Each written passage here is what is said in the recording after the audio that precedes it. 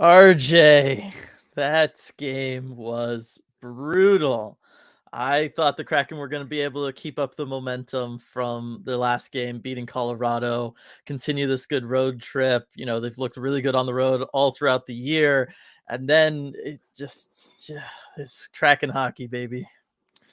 Sure is. That one was rough. It was brutal. It's everything you said. Long story short, the Kraken just threw away 2 points Yeah. against a very inferior Chicago Blackhawks team, and Yep. that was easily demonstrated over the first 15 minutes of this game. The Mhm. Kraken just sliced and diced right through the Blackhawks' porous defense in a way that they still kind of did for stretches of the whole game.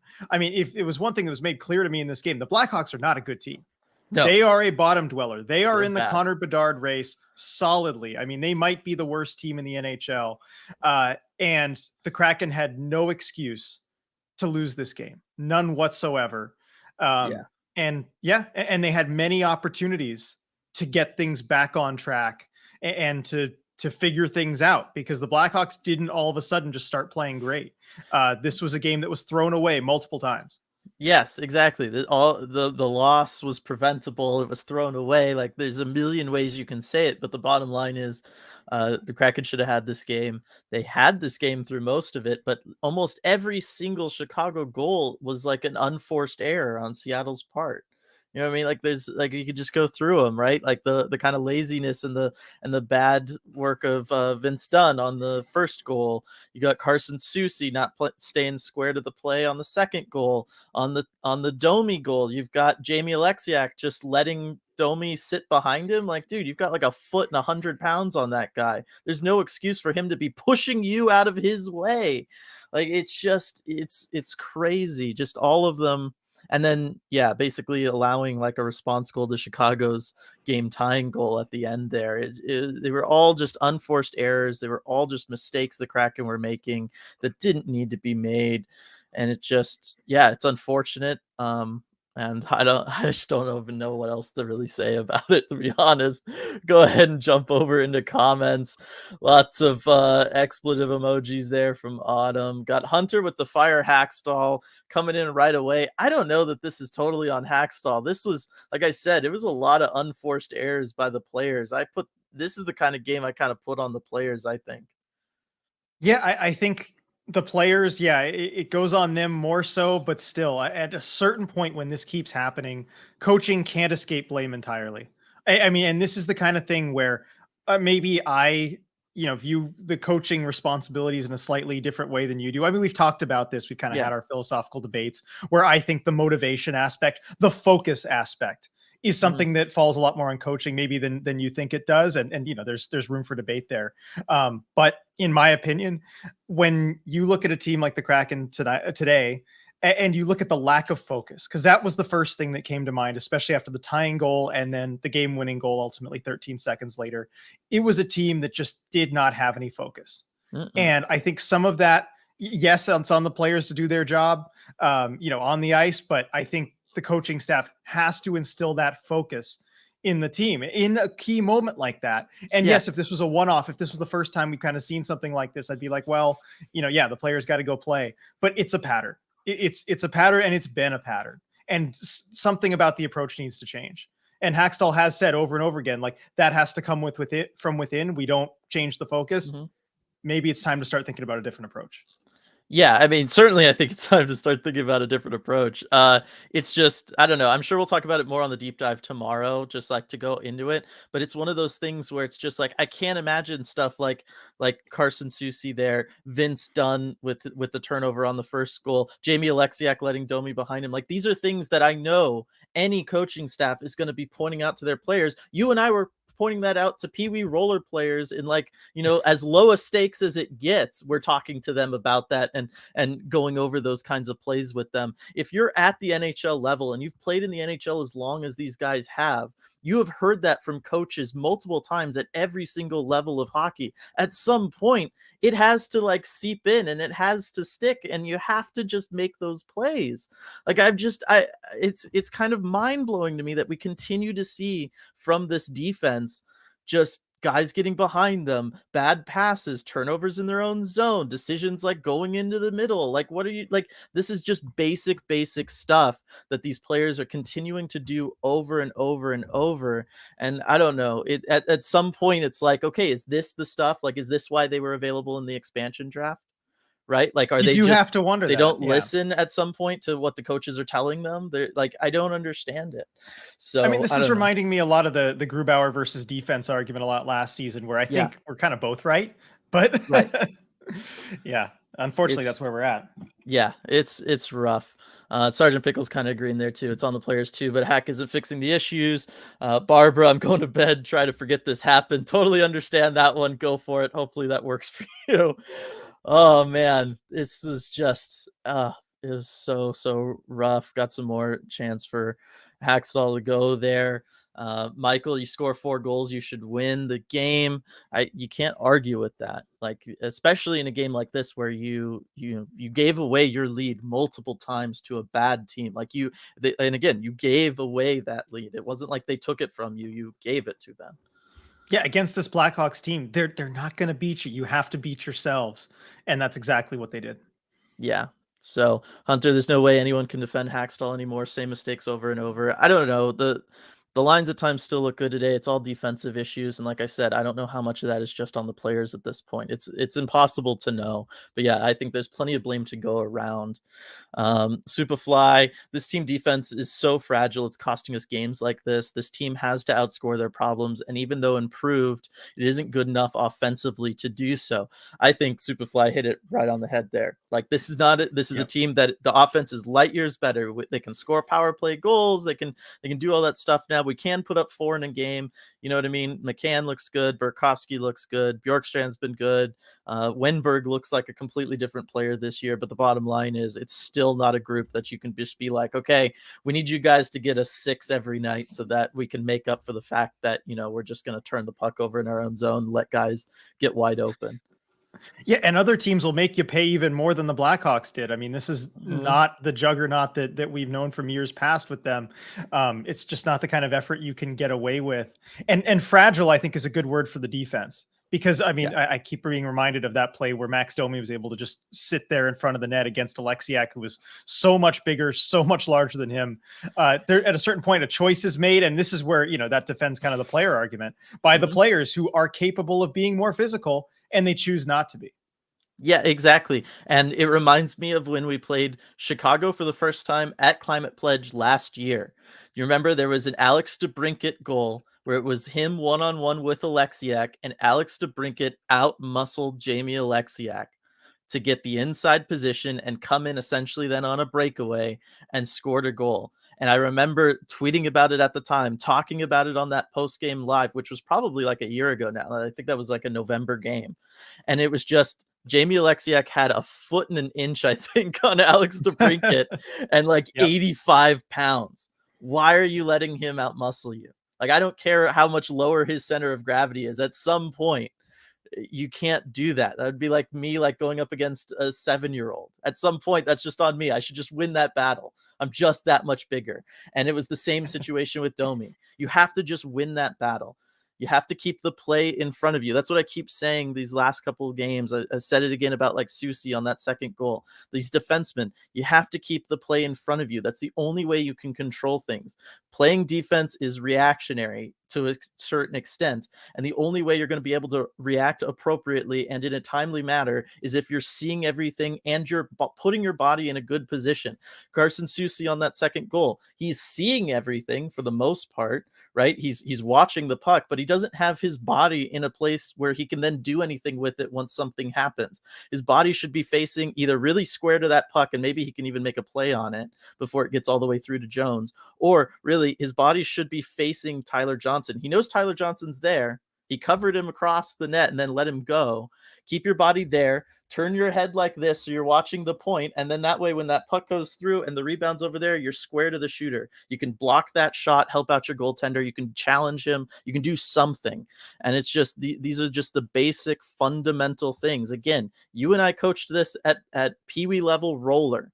And you know what I mean? Like, I guarantee you that these guys have heard this from coaches at much higher levels from much higher paid coaches than we were, considering we were volunteers. You know what I mean? Like, at some point, just do it. I don't understand. Striatic, I'm noticing a lot of these goals against across multiple games are specifically coming from mistakes behind the net. Any thoughts on why this might be happening? We saw a couple more like this. The game-winning goal was another one where Beniers and Larson are all tied up with some Chicago players behind the net, and the puck just kind of barely stays right in front of Larson's stick. He's never able to get a hold of it, but it is true. We've seen a lot of these goals come from these situations where the Kraken just aren't winning puck battles behind their own net. They're sending in, again, big guys. Adam Larson, a big guy. We've seen him not win those battles. We've seen Alexiak not win those battles. You just got to either make the decision. You're going to be physical and try to win the battle that way, or you're just going to play the puck and try to box the opposing team in back there where they can't really do anything.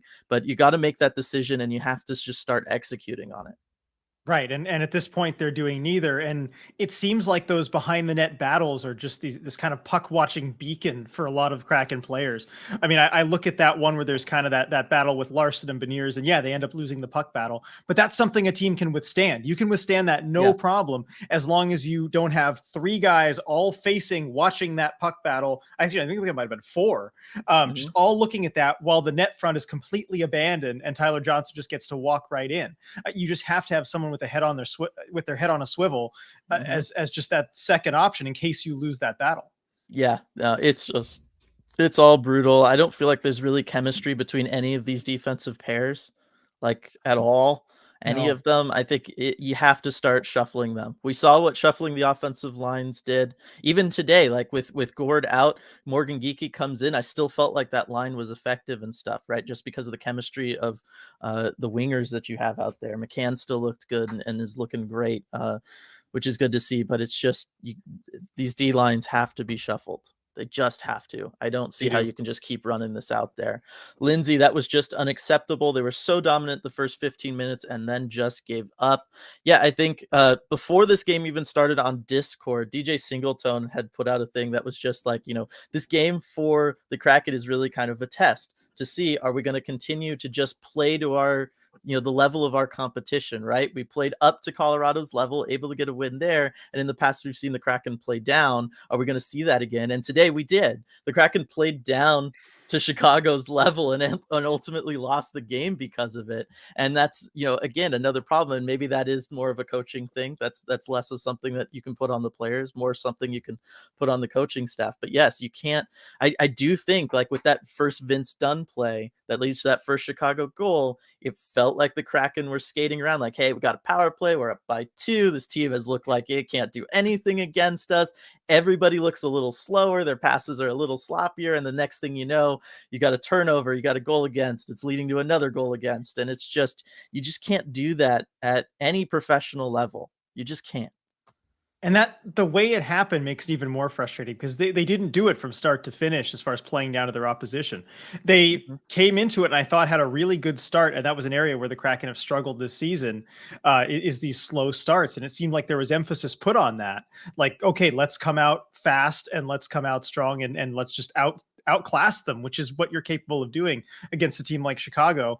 And then I go back to the word fragile. I mean, one really bad play and all of a sudden it's all falling apart. And they weren't able to pick up the pieces fast enough. Yeah, exactly. Sergeant Pickles, no studs, just okays. Maddie Berkey, McCann, all good goals. They were, I guess, if I had to give a stud, RJ, Jaden Schwartz for me. I think he played a really solid game, and I love the fact that he threw the puck into the crease. Good things happen when you throw it to the crease. That's how you get that Matty Beniers goal. I want to see more of that from the Kraken, less of the constant, let me try to drag around this defender or let me try to make this pass. Like that first goal the Kraken got, by the way, probably shouldn't have happened, and they got lucky. You know what I mean? A little bit. Yeah. That was a lucky goal. Yeah, no, and that's something that I think we'll talk about later. I saw somewhere later in chat someone pointing out, Edzo's observation. Well, we're talking with Ron Francis at the second intermission, which I think that's interesting. A few different layers of interesting there, but that Francis's main takeaway was that they were passing up chances to shoot the puck. Yep. And that was absolutely a problem tonight. I think, I mean, when the GM's seeing it and is willing to say it to a broadcaster, it's a big issue. And yeah, they got too cute. Yeah, I like this idea of us being Dr. Jekyll, Mr. Hyde. I think that's pretty appropriate. Gregory pointing out we're allergic to being over 500. It sure seems that way.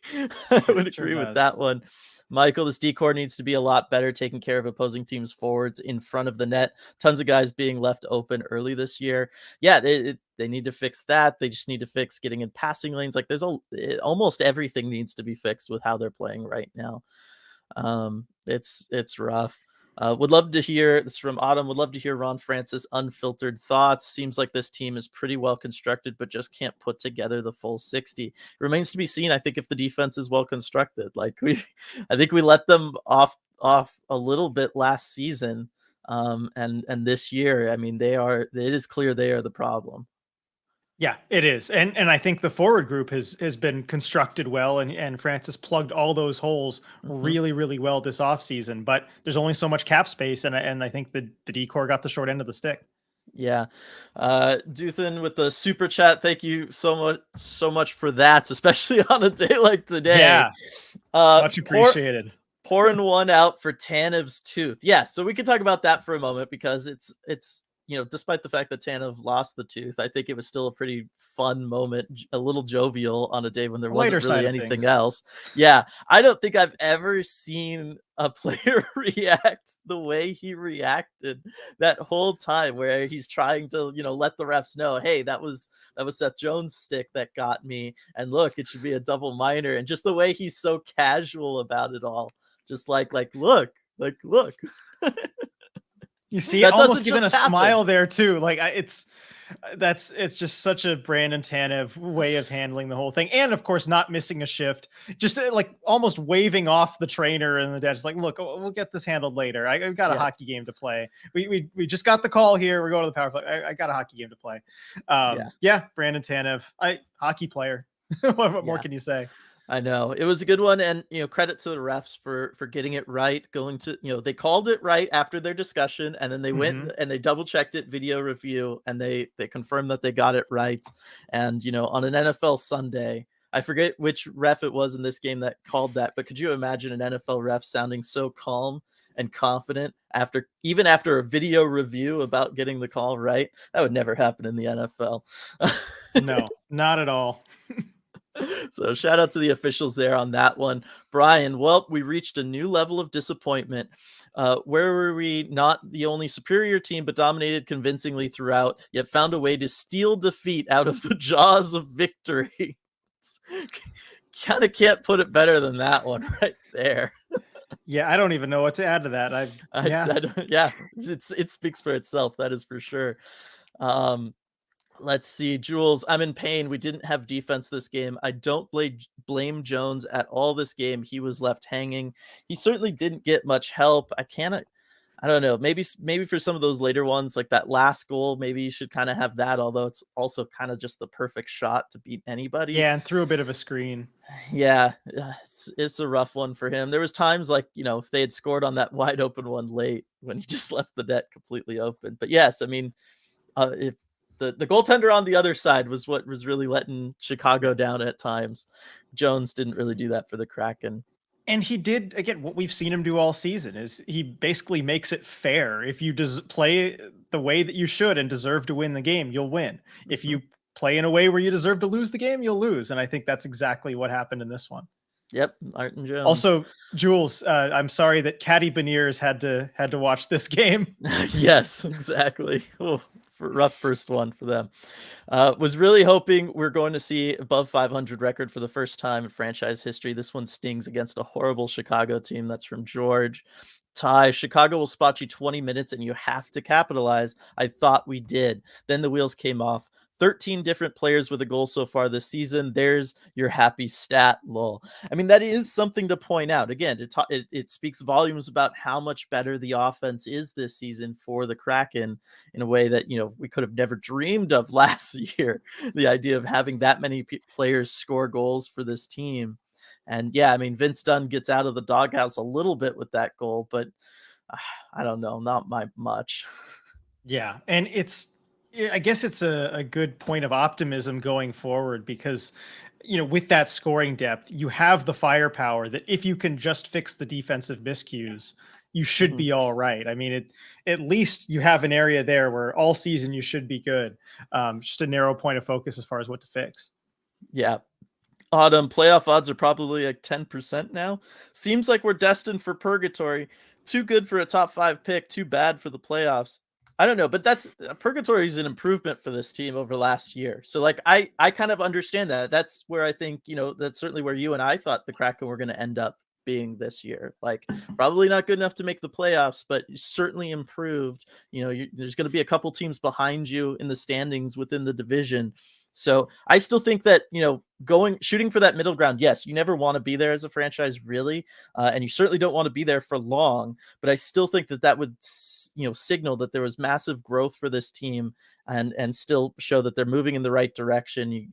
Then you start looking at year 2 of Shane Wright, year 3 of Matty Beniers kind of thing at that point. So I don't know. I don't think that that's bad if the Kraken are kind of stuck in purgatory this year.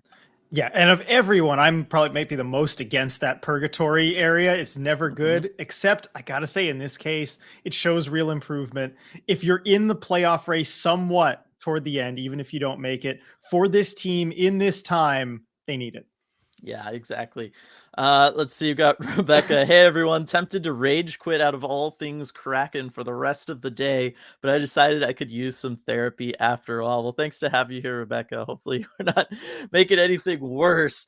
But, it would be understandable for anybody. If anybody just took off, I would get it. Uh, but we should mention actually, post game live. Thank you to the 57 people who are here joining us after Yes. that game. I know how brutal that is. It's the middle of the day on the Sunday. Thank you for spending your Sunday with us here on post game live, presented by Queen Anne Beer Hall. Hopefully, if anybody was there for that away game today down at the Queen Anne Beer Hall, let us know. Always let us know on these post game chats if you head down there for any of these away games. Would love to hear about that. Yeah, definitely. Let us know. Queen Anne Beer Hall, again, awesome place to go. I mean, we talked about this last night. You could have made a day of it, Yeah. watching the hockey game in the morning. You've got the rest of football Sunday, and then we've got the Firebirds game at Climate Pledge Arena tonight. So also stay tuned for our coverage of that. But yeah, Queen Anne Beer Hall, good spot right by the arena for all of that. Yeah, Benjamin, coaching is all about putting players in the best position to succeed. Didn't feel like they were set up for success today. I don't know. Like that first period, they seemed really set up for success. Like I highly doubt the coaching staff has ever told Vince Dunn, "Hey, meander towards the middle of the rink there," or Carson Soucy, just hey, play man to man until you just kind of get to this part on the ice, and then just let the guy float away. It's fine. You know what I mean? Like these are not coaching staff things. They did put them in a position to succeed. We saw that through the first 15 minutes. Jules coming in with the super chat, another super chat today. Definitely didn't think we'd see that, but very, very No. happy about it. Caddy Shorzy Beniers left in the second period. I don't blame him. I don't blame him at all either. Nope, I don't blame him. He knows when bad things are coming, I suppose. And thank you again for tweeting us the picture of him too. I really Yes, enjoyed that very last cute. night. Yes. Let me see. Let me come back up somewhere in here. And again, tons of comments today, everybody, as we could expect. Yeah, So chat is going off sorry. here. Sorry if we don't hit yours. Superfly, there are just too many mistakes a well-coached team doesn't do on defense, especially both defensemen going behind the goal and basically running each other over instead of defending their man. That is, again, something we've seen multiple times from this team this year. Alex pointing out entire team watching the puck on the forced Chicago goal. Yes, I thought about tweeting it out, but I just didn't want to add on to everything. But on the replay of that, when they show it from like across the rink, you literally see 4 members of the Kraken all do this as the puck moves. You literally see their bodies shift this way and then all their heads shift back, all in unison. And you're just like, what is happening? That's like easy mode NHL video game kind of AI stuff, right? Where like they're just kind of just out there. Oh, Yeah. it was brutal. And it wasn't the only moment. A few minutes prior, there was a rush where it seemed like, again, the 4 guys who were back all just shifted over to the puck as soon as a pass was made. And Edzo pointed it out too. He's like, oh, they did not play that well. Yeah. Got out of it, but still. Yeah, Tammy, for once we start focused and in control, then we just ease up, and then I don't even know. It's true. I mean, the kind of the hallmark of this team so far this season was finishing strong and kind of having that energy there, and the starts were what were the problem. And then today they just decided to, I guess use up all the gas they had in the first 15 minutes. I don't know. It was rough. Yeah. I know this is crazy early, but do we trade for a defenseman from Sergeant Pickles?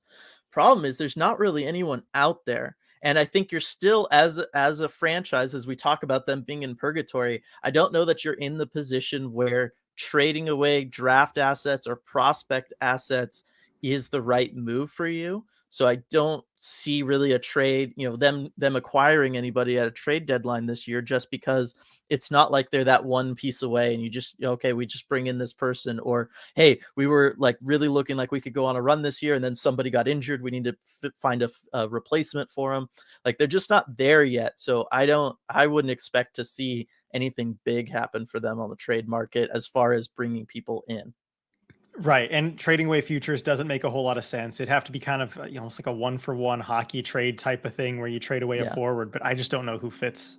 Right. Or maybe you do that on defense with somebody. Like if somebody on defense really just feels like they're just not clicking here, then you just do that. You find somebody with a defenseman like that somewhere else. We've seen that work where you kind of Mhm. just do a 1-for-1 and it's just, get people in a new situation and a new system and maybe something happens, but it's rough. Let's see. Lindsay, I really need the Seahawks to win now to get this bad taste out of my mouth. That would definitely be a good thing. Let's see what else we got. Finally got to see some Kraken hockey here in Sweden. Time zones usually is bad, and then that whatever it was happens in the third.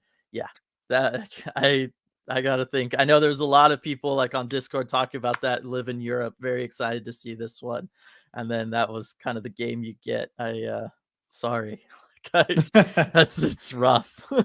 Yep, it is. Let's see. Emmy, would putting a new D-man like Riker Evans make this a bit better? Would the risk be worth it if they don't listen? I still think at some point this season that probably makes sense. Again, maybe after a trade deadline, if you move somebody out or if there's an injury, obviously we'll wait and see. Carson Soucy is banged up at all, but I don't think Riker Evans is ready yet. I think the best thing for him is to get kind of maximum minutes in the AHL. I was going to say in Coachella Valley, but in Seattle, get him Yes. maximum minutes there. Let him develop a little bit more. Let him get used to the speed and the strength of playing against grown men and all that kind of stuff before you bring him in. I don't think it's time yet. Yeah, Evans' development has to take priority over the immediate issues on the blue line in Seattle. Exactly. Let's see where are you guys going. Let's see. Ethan, you guys love to put Shane Wright out for 10 seconds to skate around and pull him off the ice right away. That's its own thing and a whole separate report. But I'm actually surprised we haven't seen more of that in here yet. Right. I mean, well, there's just so much else going on, and I did tweet a Shane Wright ice time update. Played 5:51 tonight, down from 8:42 last Yeah. game. I will say this one felt like another kind of partly special teams and partly flow of the game type of situation. Yeah. I was gonna say that's the thing. When the team is playing like this, especially like later in this game, do you really want him out there? Like, do you want him to learn bad habits or pick up some of this stuff? Like, I don't know that you want that. So we'll just Yeah. have to see. Hockey Mom broadcaster reporting that Ron Francis pointed out / blamed missed opportunities to shoot. Agree with Ron's assessment. Yeah, we kind of talked about that earlier. Definitely. I mean, we've been saying that like every post game feels like anyway. Yeah.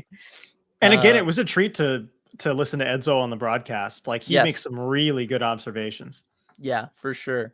I've really liked all that change so much. X Kid Z, I may be looking into this too much, but I can't help think the root segment about the group chat and Dunn saying it's dead has some correlation to the lack of heart every now and then during games. Is there something lacking in the locker room? I don't know that. Yeah, we want to touch on that or anything, RJ, but I mean, I understand why someone would try to make that connection. Yeah, no, I understand that. And I mean, like maybe yeah, Dunn says the group chat is dead there, but it's certainly there's plenty of plenty of good kind of chemistry joking around, a lot of fun going on during kind of the downtimes in locker room Yeah. that I'm seeing anyway. Lots of fun jokes and stuff. So I don't think Yeah. it's anything like that. No. Sergeant Pickles, call me crazy, but missing Yanni to be a pest and stand up for guys makes a big difference. That is a good question, RJ. Do you think this game is different if Yanni Gord's in the lineup? I do, because any little thing in a game like this to just get guys focused together helps. And that Yanni, I think, would not be part of the problem on a game like this where lack of focus was such a problem. He is always dialed in. He's always ready to go when he's on the ice. I just think he'd be one more player who could kind of contribute to doing the right things. And that's not to say that Geeky didn't do well, because I thought he did a good job in kind of spot duty there on that line. But I think Gord would have brought just a little bit extra. Yeah, I agree. I think, Geeky did a really good job filling in. I almost didn't expect that, just because, in and out of the lineup all the time, it's can be rough, as we heard from guys like Hayden Fleury last season. But yeah, I thought Geeky played a pretty good game. But yeah, Yanni brings that like little extra something something, that special sauce sometimes that you got to think could help stop the bleeding in a game like this, or get you fired back up to like kind of refine your dominance again at times. You got to think that was possible at some point. Looks like Jules agrees with that further down in chat. Lindsay, I've said Borgen Susi is our strongest pair, but that miscommunication that led to a goal was just oof. Who was more at fault on that one? 65% Susi, 35% Borgen, more or less. I believe that's the fourth goal against, right, RJ? Yeah, I That believe people that's are referring to or here. is that, or that was the Larson Beniers one on the fourth one. No. No, that was the go ahead. Oh, that was the go ahead. That's right. Yeah. So yeah, let me take a look. I'm gonna pull it up. I know, I'm gonna So pull it many up goals here. against. I'm trying to, yeah. I know it's hard to remember. So, oh yeah, okay. So it's the one where Susi's coming down and he decides to rim it around behind the net, but Borgen cut back across, thinking he was going to send it back along the Right. boards that way. That's just honest miscommunication. I mean, that just happens.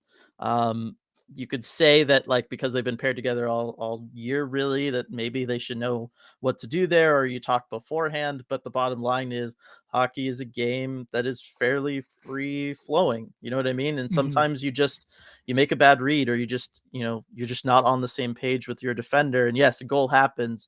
I think if, situationally the game was different at that point, that's not leading to like this game tying goal after you already feel like you've kind of given this game away multiple times. It doesn't seem as bad, but it's all, for me, it's more so about the recovery after you make that mistake and you do get the turnover, because the bottom line is you're getting that turnover, but Chicago's way on the other side. They don't really have anything going yet. It was the fact that then everybody panics and they all just kind of like rush to Martin Jones, and no one decides to, pick up players. Like they just all, like, I don't know, like it's okay to just go after the man, find the open ice, and know that Chicago's going to be attacking there. You don't have to just swarm your goalie. Yeah, that's exactly what I was going to say. It's a miscommunication, but it's not a catastrophic one. You can Mm-mm. survive that, no problem, if you just adjust and recover well. But the Kraken were not in the state of mind to do that Yeah. today. Another Yeah. quarter in the jar. Yeah. Hunter, our defensive personnel is just not good enough. Most of these guys were second or third pairing guys on their last team. Right. Like, again, at some point, like, that's something that we avoided through most of last season. I've really wanted to avoid that all along. It's kind of felt like, the nuclear option or something to say that what I said earlier, or to kind of point that out. But at the like I said, at some point, the bottom line is that is the truth. These guys were available in an expansion draft. That's just fact. And so it's just a rough pill to swallow, because I like them all. I do They're too, good and we guys. saw it with the forwards last year, where they were all Mhm. just kind of playing a spot above maybe where they needed to be. You just need some guys up on top to push them down into the right spots in the lineup. I think that's what the Kraken need. Yeah. Sergeant Pickles, Edzo the past few games has literally been that obnoxious shoot guy in the crowd, but he's actually right. And that is true. He is actually right. That's a really good one there, Sergeant Pickles. Enjoying that one.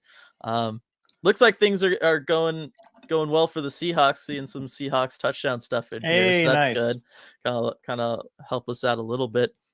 Michael, this team is going to get destroyed by Buffalo. Yes, Buffalo, if the D plays like this.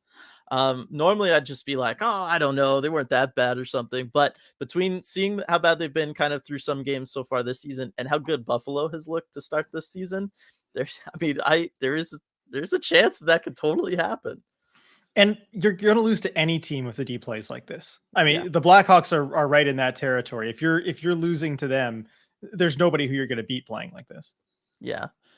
The Seahawks up by 2 scores. That's nice. 3. Oh, geez. Okay. Yeah, Wow. 17-0 now. I had to go check. All right. So there we go. Ty, Seahawks up by 2 scores. Should we be worried, lol? I don't know. We'll see if it's just a Seattle problem today or not. Don't forget to hit the like button for XKidZ. Thank you very much. Yes. Always appreciate that. And again, thank you everybody for joining us after this one. I know it's a rough one. Let's see, where should we go here? There's lots of just stuff going on. Yeah. We just need to beat Vancouver. I couldn't take the shame if we don't. That is very true. I know Ty's been I'm feeling that. Ty's been talking on Twitter and stuff. Just don't want to be Vancouver's first win of the year. You just don't want to be Vancouver's first win of the year. And I got to agree. Ty also bring it up the fact that, we were Arizona's first win last year, and that was something that hung around with us for a while. Definitely don't want to repeat that situation. Yeah. And Vancouver's the last team without a win. They've already had a jersey hit the ice. It's setting up just like the Arizona game, but time to learn from the mistakes, do it better. Yes. Let's see. Well, the other thing is too, and this is something we got to talk about. We'll probably talk about on the deep dive. I just want to see them play well at CPA. We haven't seen that really this year. Like, yes, they kind of fought back and they hung in there against the Blues, but we haven't seen a stretch of Kraken hockey where it's really felt like, the opening of this game yet in Seattle. No, they just haven't been able to put things together at home. I don't know what it is. It's a limited sample size against some good teams, but they need a bounce back at home just to get the home crowd back into things too. I mean, with a game like this, you're kind of getting into dangerous territory, but with pessimism creeping back in this season, 3 games at home this week, that is the time to set things right. Exactly. And, there's some rough teams in there, though. We'll see. Edward, if you had told me we'd get 2 points on this road trip, this is not the combination of results I would have expected. I don't think any of us would have. Oh, man. It's what do you think definitely about that too? one. Because it's like, should we I guess be less harsh here, just given that, like, if it was 5-4 loss to the Avs and then a 2-3 win over the Blackhawks, we'd just be kind of like, well, yeah, that's what we expected. Yeah, we would be, but it's also how they happen.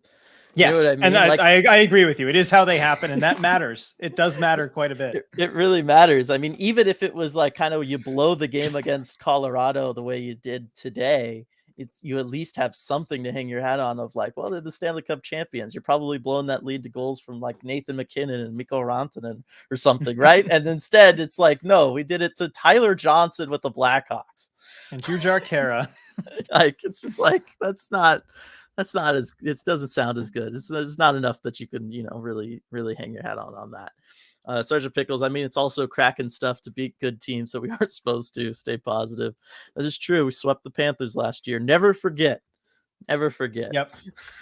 Always have that. Yep, Lindsay. Now I'm nervous about Joey Decord getting claimed when we have to send him back down when Gru returns. What do you think the chances of that happening? So why don't you go ahead and explain the waiver thing again, RJ? Right, because it's definitely worth talking about. So Joey Decord cleared waivers earlier, as I'm sure most or all of you know, cleared waivers at the start of the season. So when a player clears waivers like that, and then they are called back up to their NHL team, they do not have to go through waivers again until they spend, I believe it's 10 games, play in 10 games, or have a total of 30 days on the active NHL roster. So until he hits one of those benchmarks, he doesn't have to clear waivers again. So hopefully the Grubauer injury is a short-term thing. Sounds like it might be. And if Grubauer can return, quickly enough, then Decord isn't going to hit either of those 2 benchmarks. He can be set back down again, no problem. And then, if he needs to be called up again, then it starts counting again. Right. I mean, it was a rough, 36 hours, whatever it was, just waiting to hear for word on group hour, because you get the Joey call up yesterday, but it wasn't until today that we finally kind of get an injury designation a little bit with the day to day. So hopefully group hour's not too worse for wear. Tammy, I don't think trading for D will help. I know it's frustrating this year, but I think building through the draft will pay off. I definitely don't want us to trade away our future for a mediocre today. Couldn't agree more with that. So it looks like Michael might be jumping on Lindsay's put Shane on defense. Couldn't be worse than Oh these no. guys. That's where we're at already. Oh, How many games has it been, Dylan? We're here. I know. Sergeant Pickles asking, worth giving Kale a shot. So Kale Fleury, yeah, he's been a healthy scratch through all of this season. Oh man, I don't know, because my main complaint with Kale Fleury last year was what? He never kept the play in front of him. I'm always looking at his name and number on the back of his jersey. But that's what I'm seeing from everybody right now on this Kraken team. So Right. maybe all that time up in the press box will lead to some Borgen-esque improvements. I was I just don't know. gonna say the Will Borgen effect. Maybe we get to see that. Hopefully we don't have to wait a full year for that if it's gonna come like with Borgen. Right. Yeah, if Ty, next game he wants to throw Kale in there, I wouldn't complain. yeah, I wouldn't either, and I think everybody would kind of understand. And we'll see. Mhm. Like, did Susie ever come back after he got kind of banged up in Yeah, this he one? did. He didn't miss a Okay, shift. He came right back. all right. Ty, I'm bracing for a rough go. Jones won't steal you a game, and Joey Decor hasn't shown anything on NHL ice. Could be ugly for a bit. Come up with catchy thing for Connor. Lol. No. I'm not We're even not getting, ready to not break glass touching that. Right. yet. Nope. We're letting Vancouver deal with that. We don't want to deal with that. Trust me. But yeah, I mean, it's gonna be an interesting week. I think we're gonna. I think we can start making more determinations about things this week, right? Like Yeah. if we see more games like today than we do for like the Colorado game, that's when I think the Fire Hackstall stuff becomes, it's going to be more frequent for sure, and maybe there's a little bit more there to it. I don't know. Like I said, they gotta start winning at home. Like that's one thing you kind of have to do in every sports league, but in the Mhm. NHL especially. Exactly. And that's when the pressure and the seat gets hotter for a coach, especially if you lose when it's at home. What's one of the Jeff Merrickisms that, if you're going to stink on the road. Yeah, It's a good one to keep in mind. exactly. Because Kymapedge, it's an awesome building. It's an awesome place to watch a game. The crowds can be so amazing there, and I want to hear those crowds be loud. I want that Yep. building rocking. I want you to get nervous in that press bridge as it's kind of swaying a Shaking little a little bit bit. because of Yep. how excited everybody is. And I just want to get back to that because I know how special a feeling that can be. Um, there's some good ones in there for the Bedard stuff, but I'm not going to say them out loud because I don't want to speak it into existence at all. Nope. Let's see. Susie playing his way into a healthy scratch. So many turnovers, easy goals when he's on the ice. I don't know. I mean, I feel like I could be saying the same thing about Alexiak through most of the Mhm. season too. It's just really rough. Something has to change down there. I mean, Yeah, it what do seems you? like it's one or two different guys every single night.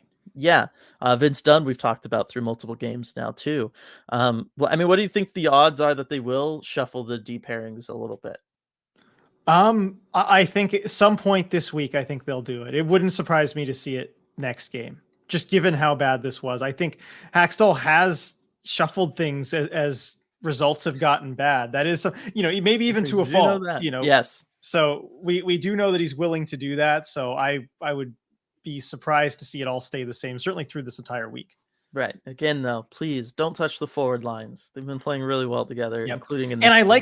like the effort not to touch the forward lines today. You literally Yeah. just slotted Geeky right into Yanni Gord's spot. Like, Yep. look, we're not messing with anything that we don't have to. And I thought the results were good from a forward standpoint. Exactly. I was thrilled to see that. Like absolutely thrilled. That told me that One, they already said Yannick should be back Tuesday with the team, but that kind of told me also that they didn't want to mess things up. They really do feel confident that he'll be back on Tuesday.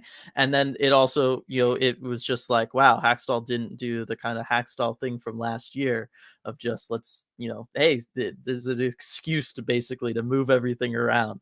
I think that was good. And again, another kind of sign of growth from the coaching staff from one year to this one. Let's see. Superfly, hopefully Susie can get back on track. If not, we wasted a big chance to trade for something nice last year at the trade deadline.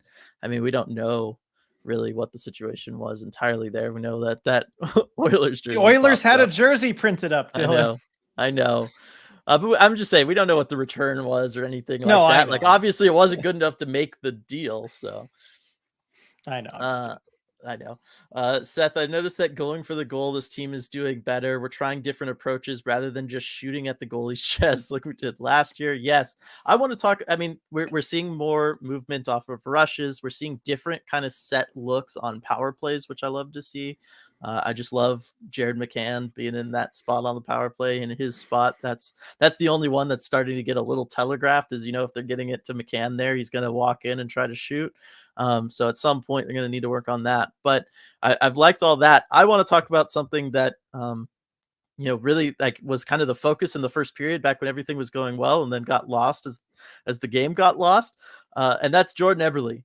Oh my gosh. Like, yes, he's been, pressing harder and harder for a goal, but like he was on fire through that first period. The first 10 minutes, I think he had 3 just like excellent looks. And I just feel so sorry for this guy. Can't get anything to go in. I know, it's just like the start of last season where he's getting chances. He just feels snake bitten, right? And we know how streaky Eberle is, but he's playing really well and doing everything you need to earn those opportunities. He did kind of shoot into Stalock's center of mass a little bit, at times. So, maybe he's one who needs to kind of take that hint to maybe shoot around the goalie or various movement. But loved what I saw from him. I mean, he's playing great. Right. And, Eberle normally more of an East-West player, but I think on this line with Jaden Schwartz and with Matty Beniers, he's approaching the game a little bit differently than I remember. Maybe if you go all the way back to like his Edmonton days, but I don't really remember him with the Islanders ever playing as north-south as he's playing with this team, trying to score on rushes, getting breakaways and stuff. Like, I just don't remember that happening. It's been a while anyway. It has. I think he's really found a home on this line. Yeah, and like I said, Jaden Schwartz played a good game, and just quietly, that dude just finds a way to like lead the team in points just all the time somehow. It's never flashy. Is he leading the team in points right now? He was tied for the lead with Burakovsky going into this game, and then obviously picks up an assist on that Matty goal.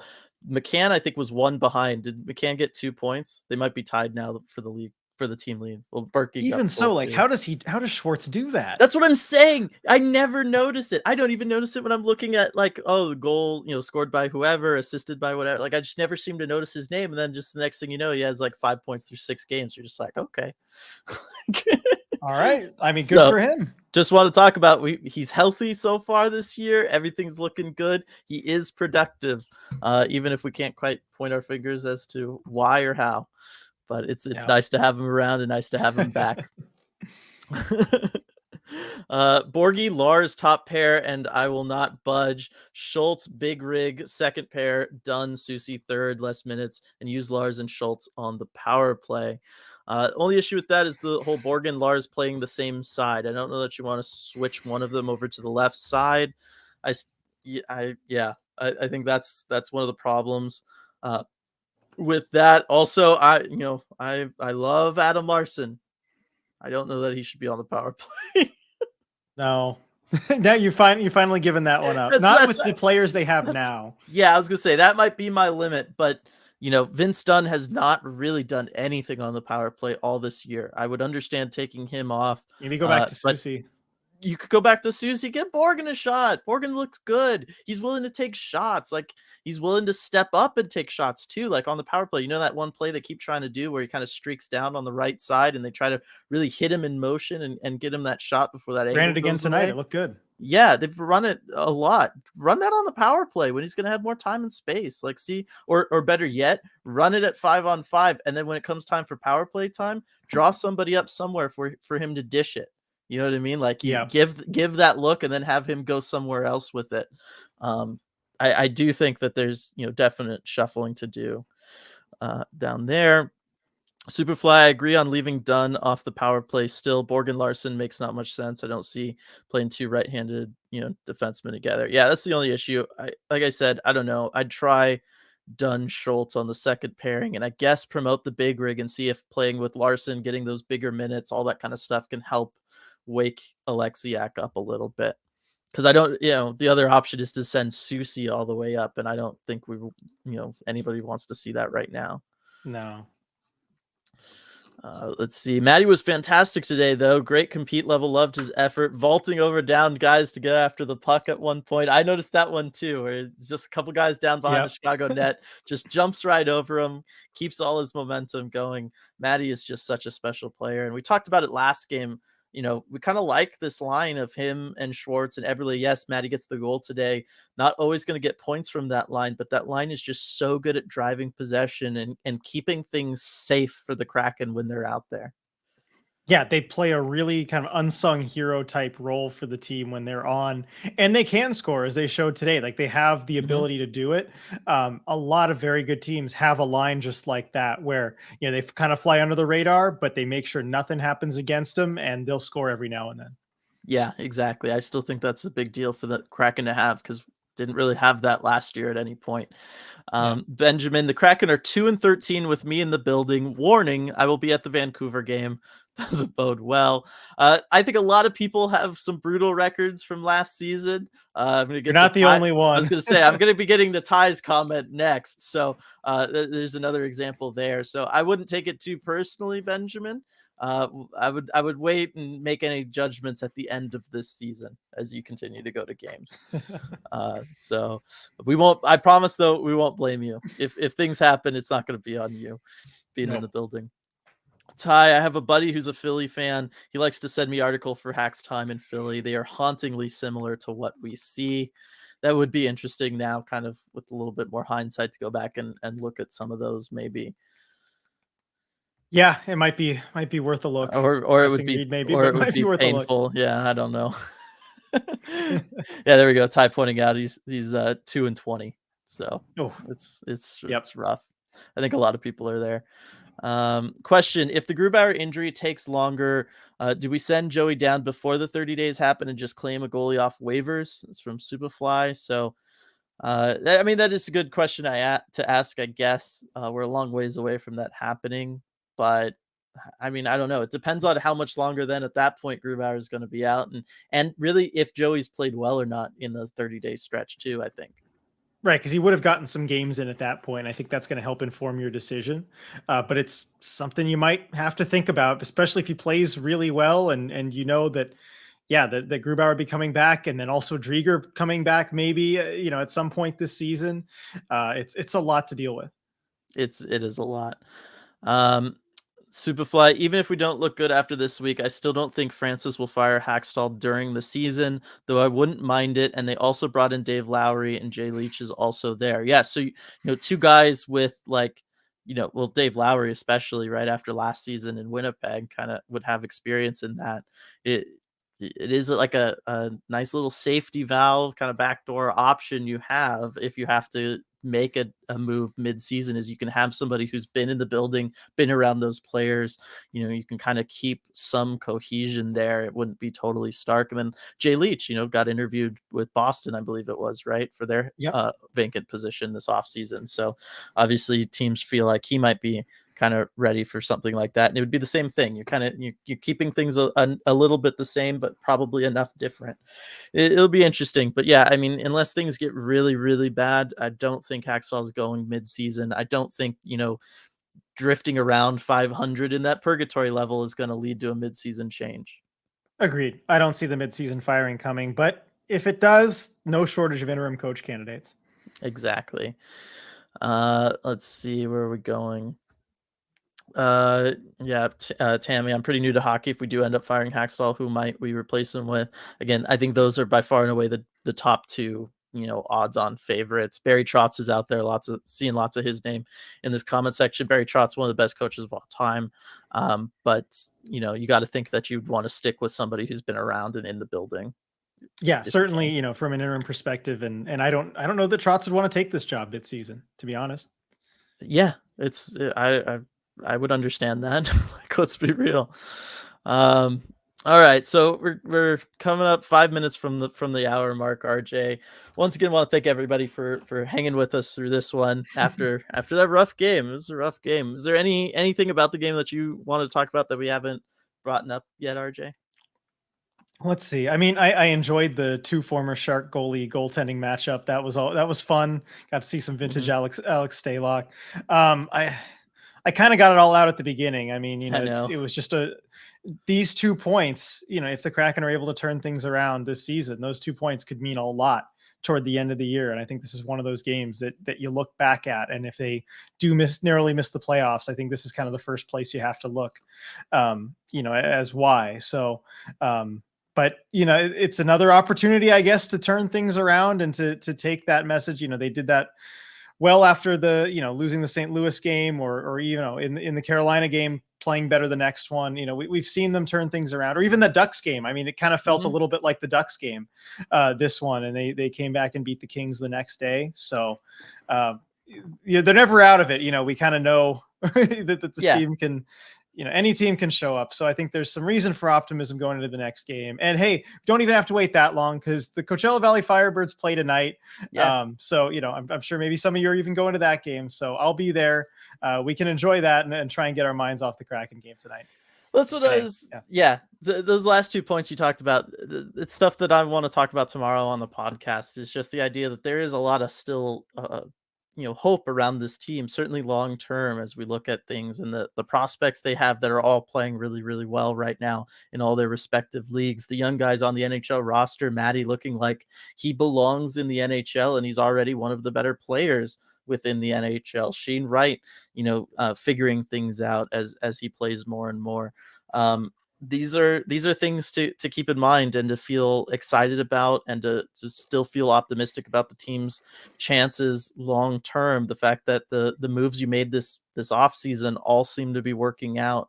Again, something that you should be confident in what Ron Francis can do. You should be feeling good about it. The fact that we are actually, like, our eyes are glued to the television when we're on a power play, instead of using that as the opportunity to go hit up the bathroom. Like, these are all really good things, and I'm so happy to see them happen throughout this year. And so, I know it's rough, especially after days like today and games like today, but there's still so many good things that this team has given us this season compared to where we were at last year, that want to kind of try to keep that positive mindset, keep our eyes on that hope and everything, even though we're looking at a rough schedule, as Joey pointed out above. But I'm going to get to this super chat here from Paul real quick. Thanks for being here.